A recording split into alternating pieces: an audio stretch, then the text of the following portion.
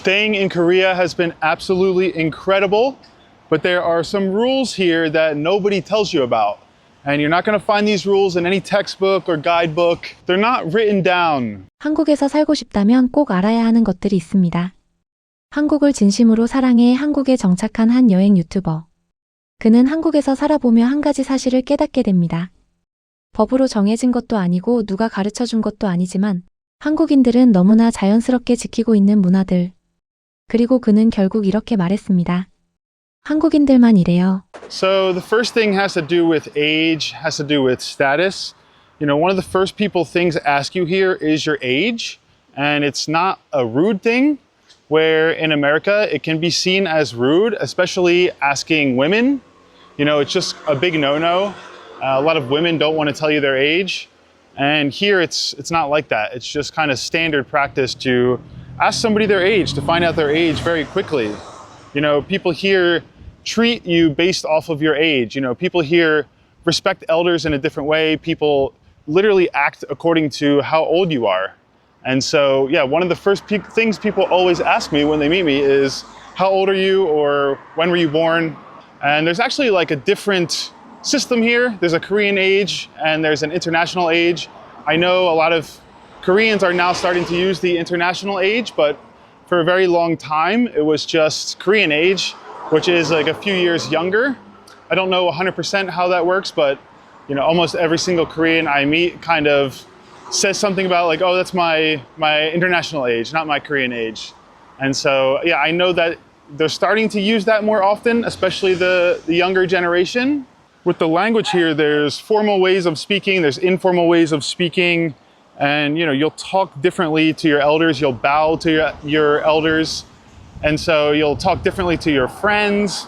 And so a lot of it has to do with the language and the way you communicate based on someone's age. I've even had moments where people kind of hesitate for like pouring themselves a drink, waiting for someone senior, or waiting to eat.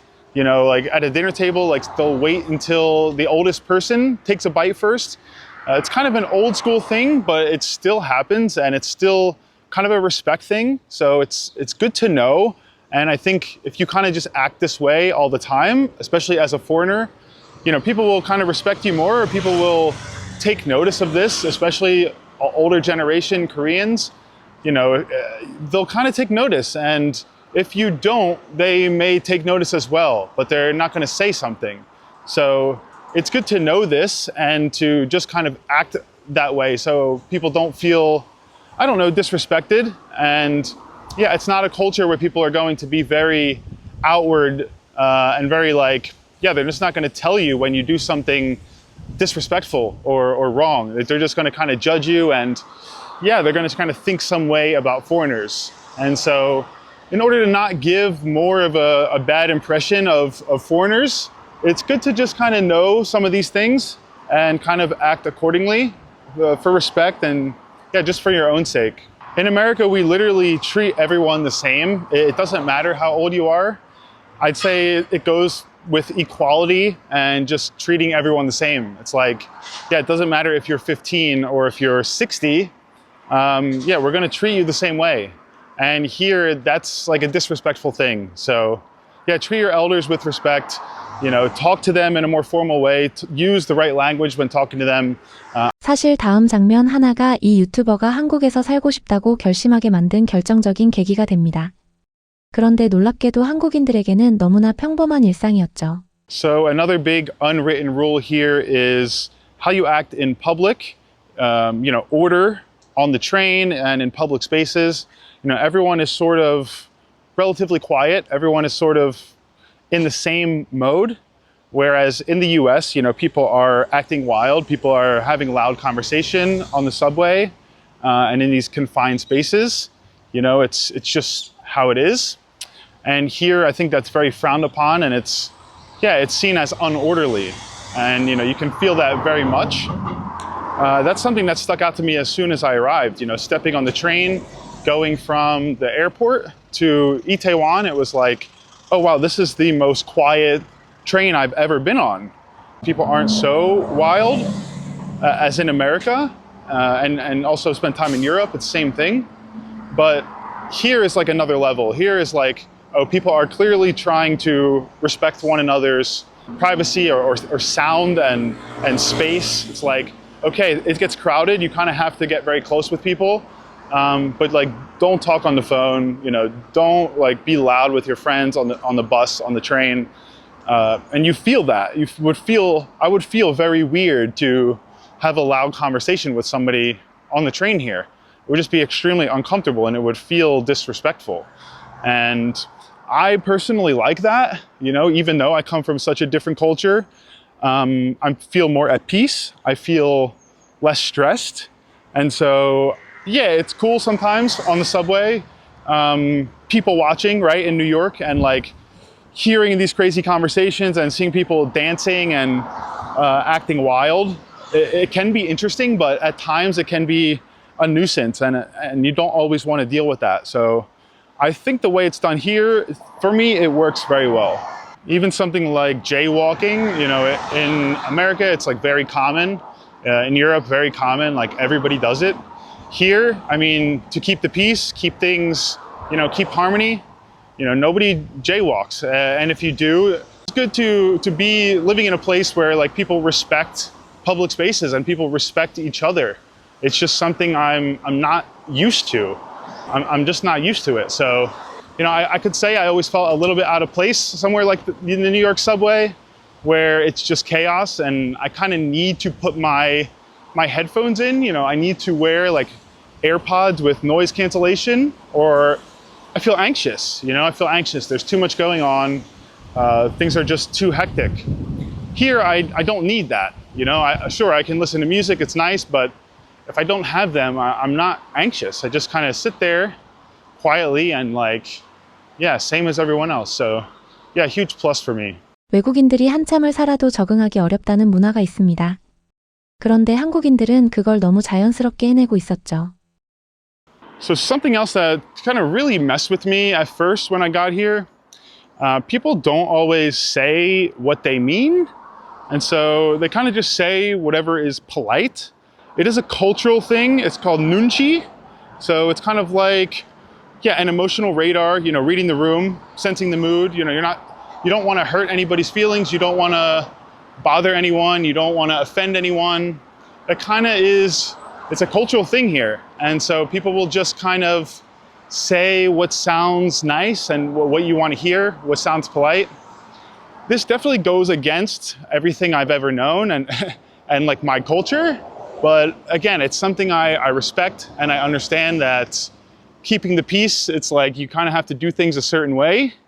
And, you know, as you see, America is kind of all over the place right now. You know, everyone's against each other. There's a lot of dividedness across the whole country. And so I can no longer say like what I once knew and how I grew up. I can no longer say that that is the right way, or that it makes complete sense. You know, as much as I always did value freedom of speech, which I still do, I think maybe there is a line to draw when it comes to being too honest, especially maybe with people you don't know extremely well. You know, when people become very close friends of yours, I think that's different. It opens up doors to kind of be a little more honest and not worry as much about offending someone. But I think in general, it is kind of good to keep the peace and, yeah, kind of say something that's a little bit polite, or maybe just avoid saying something too harsh. You know, you don't need to say every little thought that comes into your mind. You don't need to blurt out every single thing. You know, kind of keep something to yourself. It doesn't mean that you need to lie. You know, don't lie necessarily, but like, yeah, don't go crazy with with offending people and saying things too crazy. You know, I'm guilty of doing that in the past. I think here, like, just saying no directly is quite a rare thing. Instead, it's like, oh, maybe later, or, you know, let me think about it, or, you know, in a shop, you know, you're looking to buy something, it's like, and you don't want to buy it, it's like, oh, I'll come back later. Instead of just saying, like, I'm not interested. This is kind of what I mean with this, you know, with this rule, with this unspoken rule.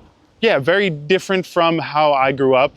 but I very much understand it. And I think it's something very good to keep in mind when you're here in Korea. Another big one here in Korea is people really care about their appearance. I don't just mean like vanity, more about respect, like how you dress, how clean you look. It says something about how seriously you take the situation, how much you respect the situation, respect the people that you're around. And so you'll see like a lot of people here dress a bit more formal. People take style a little bit more seriously. And yeah, it's not just vanity.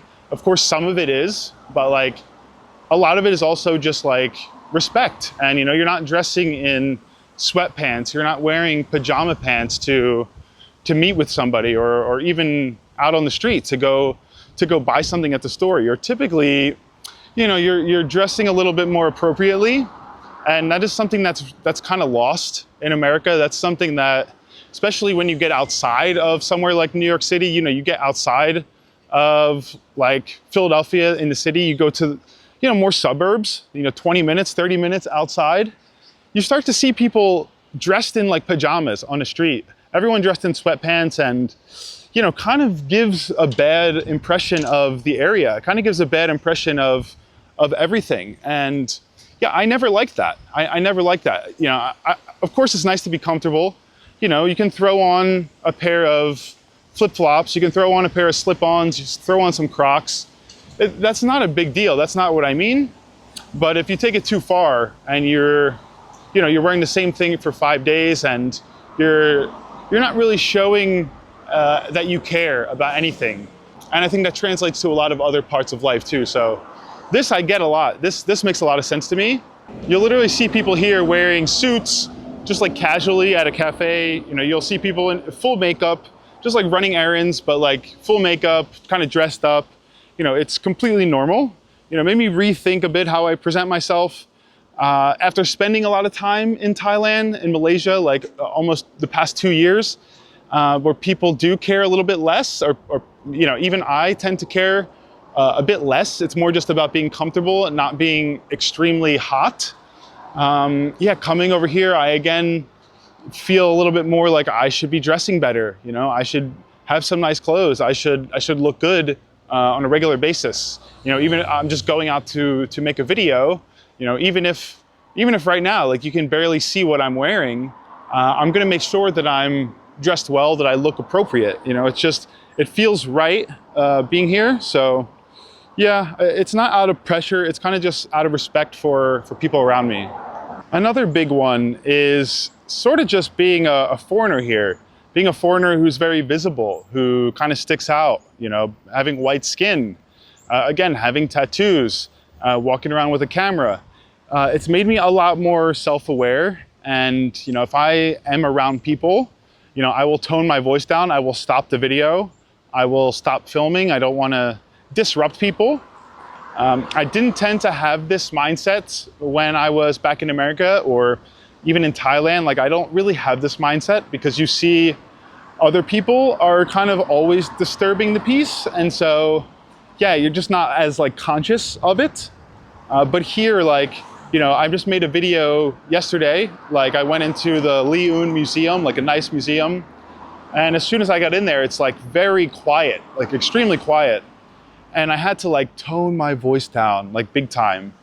And as much as I wanted to be able to talk a little bit more outwardly to the camera, I just couldn't, I ended up like turning up the volume later when I edited the video, but a lot of the footage I just cut out because yeah, it wasn't something I could use, or, I ended up just putting a lot of footage in where I wasn't talking. I was just kind of showing things, which also works, but yeah, it was more just like of a mindset here. I don't want to be too loud around people. I don't want to film people too much. It can be unavoidable, like filming people a little bit, but like even here, like, there's a bus, people getting on the bus, people getting off the bus. Like I will try to steer the camera a bit away from people whenever I have the chance.